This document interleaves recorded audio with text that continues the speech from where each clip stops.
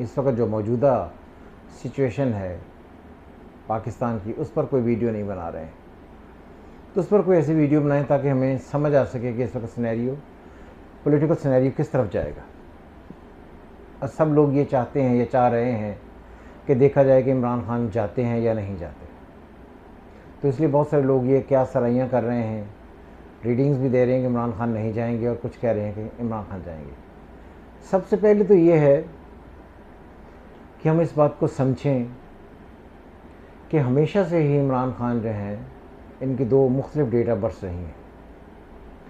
ये हमेशा से ये कहते थे कि मैं सेजिटेरियस हूँ, और बहुत सारे लोग बहुत सालों तक इन्हें सेजिटेरियस ही समझते रहे और पढ़ते रहे। फिर जब ये इलेक्शन होना था, ये जब ये गवर्नमेंट में आए, तो इन्होंने कहा नहीं, मैं सेजिटेरियस नहीं, मैं लिब्रा हूँ। तो इसलिए इनकी दो मुख्तलिफ डेट ऑफ बर्थ हो गई। तो जब दो डेट ऑफ बर्थ हो जाती हैं तो कहीं ना कहीं सस्पेक्टेड, मशकूक किस्म के हालात या रीडिंग्स सामने आती हैं।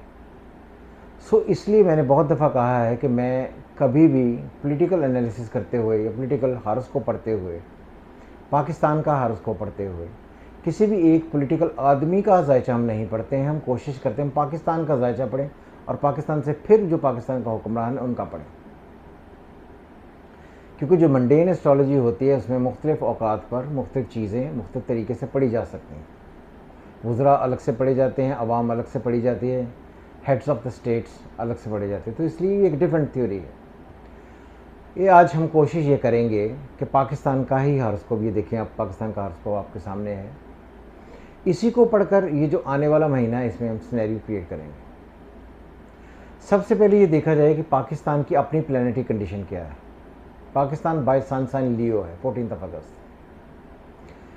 और सन इन लियो, सैटर्न इन लियो, मरकरी इन लियो, वीनस इन लियो।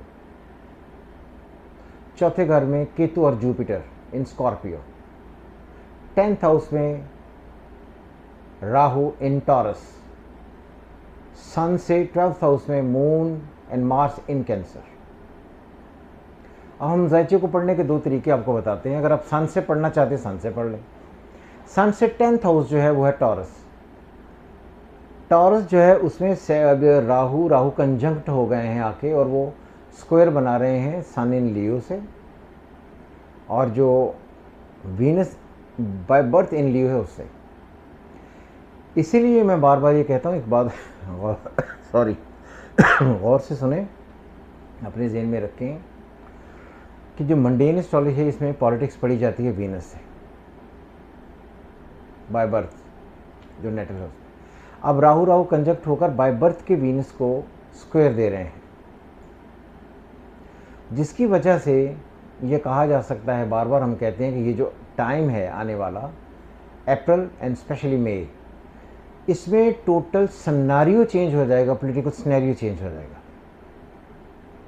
जब टोटल सिनेरियो चेंज होता है तो इससे आप ये मुराद ले सकते हैं कि जो इस वक्त लोग गवर्नमेंट पे बैठे हुए हैं, जो इस वक्त रूल कर रहे हैं, इनको आने वाले 2-1 महीनों में, ये जो स्पेशली अप्रैल एंड मई है, इसमें शायद इनको बहुत सारी मुश्किलात होंगी और ये सिस्टम चेंज हो। जब सिस्टम चेंज होता है तो लोग बदल जाते हैं। लोगों के बदलने को ही सिस्टम का चेंज कहते हैं। इसको आप ये समझ लें, इमरान खान जा रहे हैं, इस तरह भी ये इंटरप्रेट हो सकता है। सिस्टम टॉपल कर दिया जाएगा, ये भी इसी तरह भी होगा। मगर जो लोग सीट्स पर बैठे हुए हैं और जो डेजिग्नेशन पर बैठे हुए हैं, जो अथॉरिटी में हैं, वो नहीं रहेंगे। इसलिए एक बात तो यहाँ से क्लियर होती है कि मार्स का महीना जो है वो डिफरेंट है। और ये बात भी याद रहे कि मार्स फोर्सेस को भी डील करता है। सन इन एरीज, इनके सन का घूमकर फौज के घर में आना, यानी कि कोई मेहमान उठकर फौज के घर में आता है, और रूलर असल में फौज है।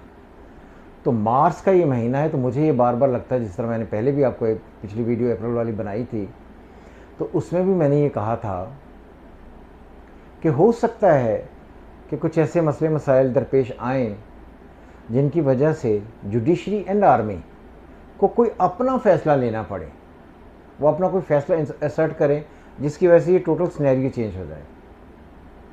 तो ये भी कहा जा सकता है कि आर्मी इस वक्त ज़्यादा पावर में होगी, और जो आर्मी कहेगी वही होगा। एक हो गई है। अब इमरान खान साहब कहते हैं जी मैं इस्तीफ़ा नहीं दूंगा। इस्तीफ़ा देना या ना देना ये इनका अपना ज़ाती मामला है। पहले तो ये बात, इस्तीफ़ा नहीं देना से मुराद ये है, इसके दो मतलब निकलते हैं कि इस्तीफ़ा मांगा किसने और आप क्यों इस्तीफ़ा खुद से नहीं देना चाहते, दो अलग अलग बातें। इसका मतलब कि मैं कहता जी मैं ये काम नहीं करूँगा, इसका मतलब मुझे किसी ने कहा ये काम करने को तो मैंने नहीं किया, एक इनकार हो गया। दूसरा ये कि मैं अपने फ़ैसले पर अटल हूँ और मैं अपना डिसीजन लूँगा। दूसरा, और मार्च के होते हुए अपने मार्च के महीने में आपने ये कहा, तो इसका मतलब है कि कहीं ना कहीं आप पर प्रेशर्स होंगे और आप दानिस्ता गैर दानिस्ता तौर पर कुछ बातें जो आपको शायद अच्छी ना लगें वो मानने को तैयार हो जाएंगे। और अगर आप नहीं मानते तो ये बात बड़ी इंटरेस्टिंग है जो एरीज़ में होती है, सन इन एरीज़, यानी कि सन एक ऐसी जगह पर जहाँ पर वो जाकर किसी और के शोल्डर पर रखकर अपने आप को ज़्यादा मजबूत करना चाहे और ये पोर्ट्रे करे कि मैं बहुत ज़्यादा स्ट्रॉन्ग हूँ और मैं बहुत जंगजू हूँ, तो जो फ़ैसला मैं खुद लूँगा वो तो मैं ले सकता हूँ लेकिन कोई मुझे मजबूर नहीं कर सकता। तो इस बात का एक और मतलब ये निकल सकता है पॉलिटिकली कि कहीं ना कहीं से आप ख़ुद भी कोई डिसीजन ले सकते हैं, मगर हर हाल में ये आने वाला जो टाइम है अप्रैल एंड मई, मैं बार बार कह रहा हूँ, इसमें सिस्टम चेंज होगा ही, ये सेटअप चेंज होगा। और जब सेटअप चेंज होता है तो फिर एक सिनेरियो रोल अप होता है और नई फिर एक सारी चीज़ें बनती हैं। तो मुझे लगता है ये जो अब टाइम होगा 27 वाली जो डेट्स हैं 27, 28, इसमें कुछ ना कुछ ऐसा होगा जहाँ पर आपको ये चीज़ें वाज़ेह तौर पर हिलती हुई, बिगड़ती हुई और एक नई सूरत में सामने आएंगी। और आपको ये भी देखना होगा कि कहीं ना कहीं आर्मी उसमें आकर अपना पार्ट प्ले करेगी। मैं बार बार ये कह रहा हूँ कि मार्स और सन जब भी मिलते हैं तो इख्तलाफ होता है कि पाकिस्तान को उस तरफ ना लेकर जाएं जहाँ पर जाकर कॉन्फ्लिक्ट की एक फ़िज़ा कायम हो और चीज़ें ख़राब हों और लोगों के दरमियान तसादम हो। इसी चीज़ से बचने के लिए मुझे लगता है कि आर्मी कहीं ना कहीं कोई पार्ट प्ले करेगी, जिसकी वजह से हमें अपना सेटअप चेंज करना पड़ेगा। सबसे ज़्यादा इम्पॉर्टेंट आम लोगों के लिए इमरान खान हैं, नवाज़ शरीफ हैं, जरदारी साहब हैं या नहीं, हमें अपने पाकिस्तान की तरफ देखना है। अगर पाकिस्तान है तो हम हैं। ये सारे लोग तो आते जाते रहते हैं, किसी के आने से किसी के जाने से मुल्क को जो ना फ़र्क नहीं पड़ता, लेकिन मुल्क के लोगों को फ़र्क ज़रूर पड़ता है। तो इसलिए कोशिश ये करें कि पाकिस्तानी ही रहें और पाकिस्तान से जुड़े रहें। जब आप पाकिस्तान से जुड़े रहेंगे तो इंशाअल्लाह ताला पाकिस्तान बेहतरी की तरफ जाएगा ही। और मैंने कहा था 2022 इंशाअल्लाह ताला पाकिस्तान की ज़िंदगी में कामयाबियों का साल होगा। और ये जो टाइम अभी चल रहा है अगस्त ऑनवर्ड्स पाकिस्तान एक डिफरेंट कंट्री होगा इंशाअल्लाह ताला। हमेशा की तरह अपने कमेंट्स हमें सेंड कीजिए। खुदा हाफिज़। पाकिस्तान जिंदाबाद।